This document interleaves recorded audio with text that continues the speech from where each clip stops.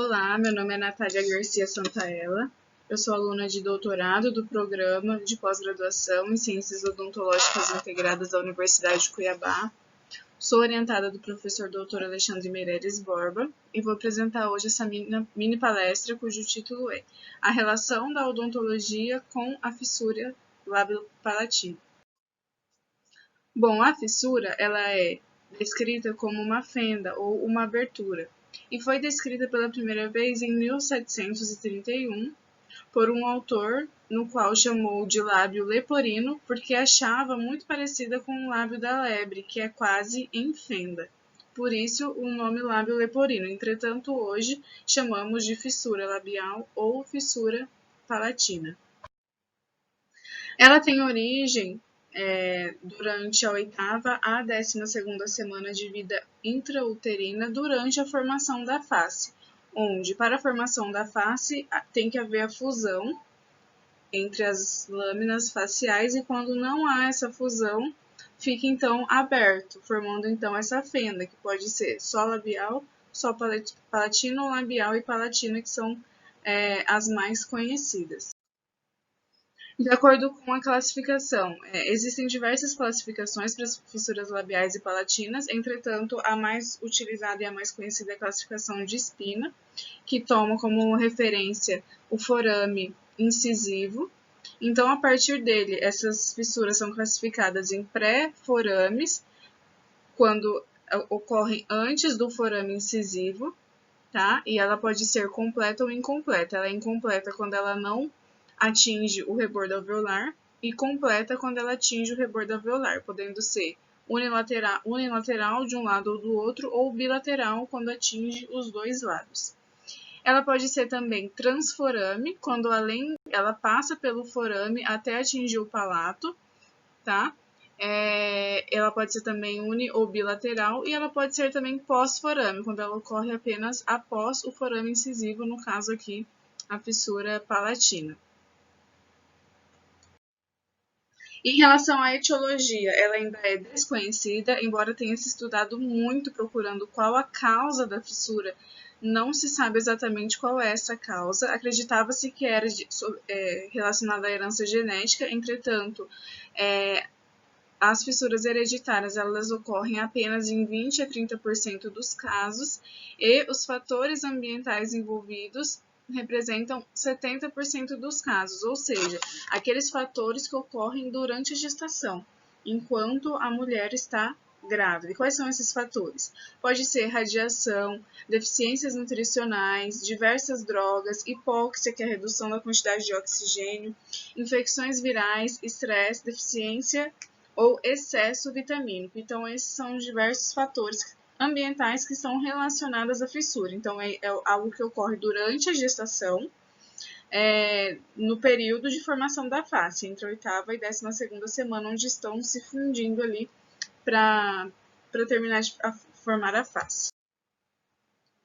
Em relação às síndromes, diversas são as síndromes que podem estar relacionadas à fissura labial ou palatina, entretanto, elas representam apenas 10% dos casos. Então, a minoria dos casos estão relacionadas a síndromes, a maioria ocorrem isoladas. E quais são essas síndromes? Diversas, incluem a síndrome de Van der Rohe, a síndrome de Waardenburg, a síndrome de Cornelia-de Lange, a síndrome de Treacher-Collins, síndrome de Apert, a sequência de Pierre-Robin, que embora não seja considerada uma síndrome, e sim uma sequência, está bastante relacionada à fissura de palato, e até a síndrome de Down, entre outras. Então, são diversas as síndromes que podem estar relacionadas às fissuras. Em relação ao tratamento da fissura, ele é bastante complexo e vai desde antes do nascimento, né, com o envolvimento já da mãe, conversando com essa mãe durante a gestação, até a vida adulta dessa pessoa que nasce com a fissura. Vai depender bastante de paciente para paciente, mas no geral ela começa pela queiloplastia, quando o paciente tem a fissura no lábio, que é a cirurgia plástica do lábio. Depois passa pela palatoplastia, que é a cirurgia plástica do palato. Quando o paciente tem a maxilatrese, que ele passa pela expansão da maxila, para daí poder fazer o enxerto ósseo alveolar, tá? Quando ele tem a fissura, quando ela envolve o alvéolo. Depois que ele faz esse enxerto, aí ele volta para o tratamento ortodôntico convencional. E depois disso, se ele ainda tiver uma discrepância maxilomandibular, ele ainda passa pela cirurgia ortognática.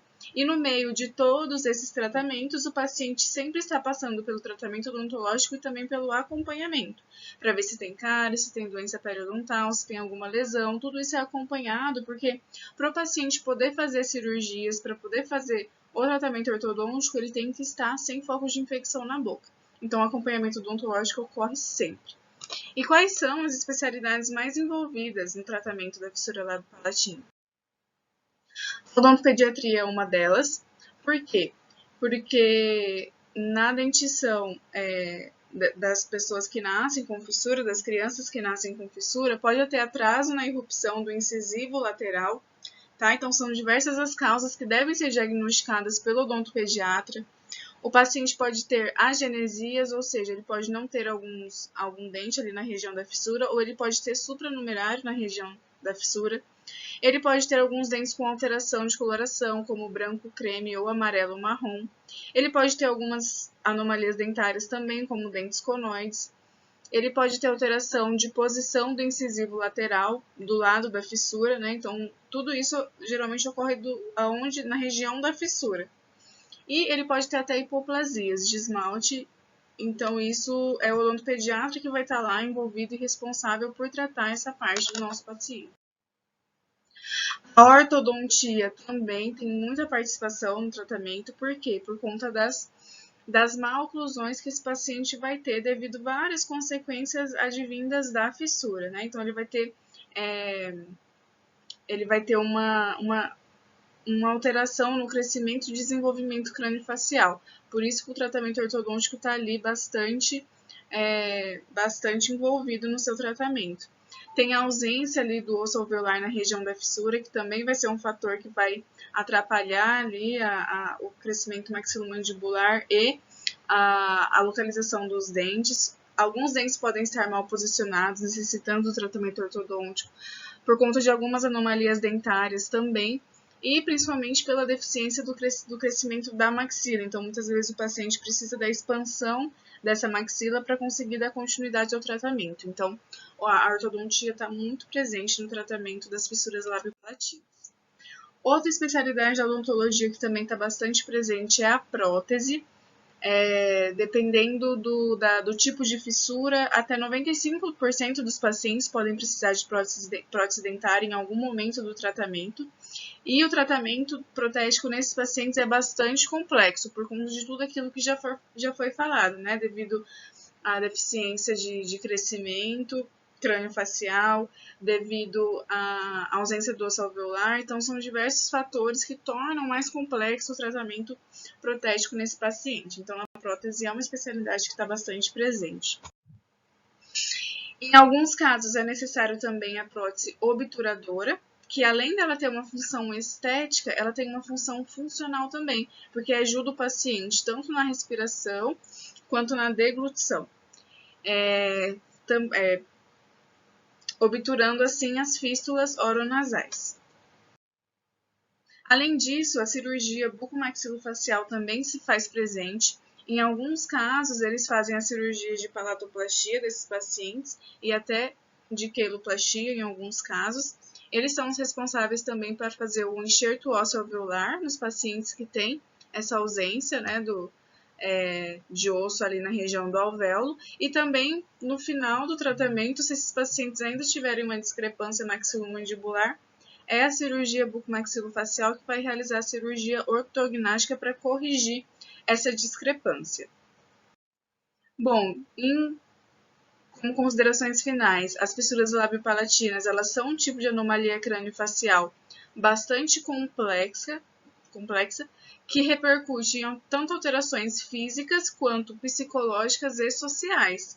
Então, o paciente ele deve receber um tratamento multiprofissional até a sua reabilitação total. Muito obrigada.